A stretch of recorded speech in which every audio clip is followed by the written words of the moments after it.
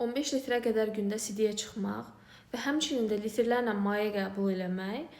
Bəli, belə bir durum var və bu vəziyyətin adı şəkərsiz diabet adlanır. Şəkərli diabetin əksinə bu nadir xəstəlikdir və bugün bundan danışırıq. Xəstəliyin əsas təməlində yatan mexanizm bədəndəki antidiuretik hormonun funksiyasının pozulmasıdır.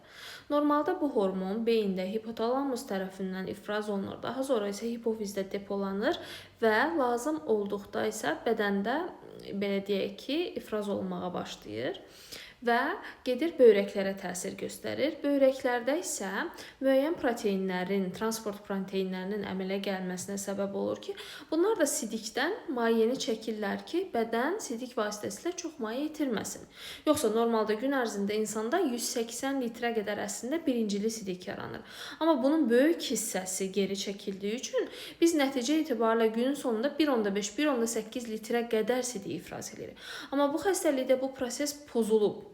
Və bədən artıq başlayır, dediyim kimi 15 litrə qədər ədəbiyyatlarda məlumat var ki, bədəndən su itirilir. Və əlamətlər nə olur? Əsas əlamət bu poliuri dediyimiz çoxlu sidiyə çıxma. İkincisi, bədən çox su itirdiyinə görə bu suyu bərpa eləməlidir bir şəkildə. Ona görə də susuzluq hissi güclü olur və həmin şəxslər yüksək millitrlərlə su içirlər. Bəs niyə görə bu qorxuludur? Əgər bədən çox maye itirərsə, bu halda bədənin tərkibindəki elektrolitlərin miqdarında, xüsusən də natriumun qanda səviyyəsi yüksəlir.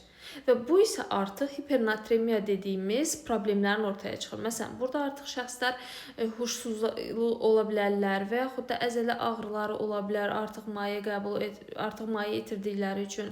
Həmçinin də ürək getmə, ağlın qarışması kimi hallardan tutun da təzyiqin düşməsi və hipovolemik şok dediyimiz bədən mayesinin itirilməsi ilə əlaqədar şokun yaranmasına qədər gətirib çıxara bilər və həmçinin də qanda yetər qədər maye olmadığı üçün bu durum bir növ tromb əmələ gəlməsini də dəstəkləyən bir vəziyyətdir əslində.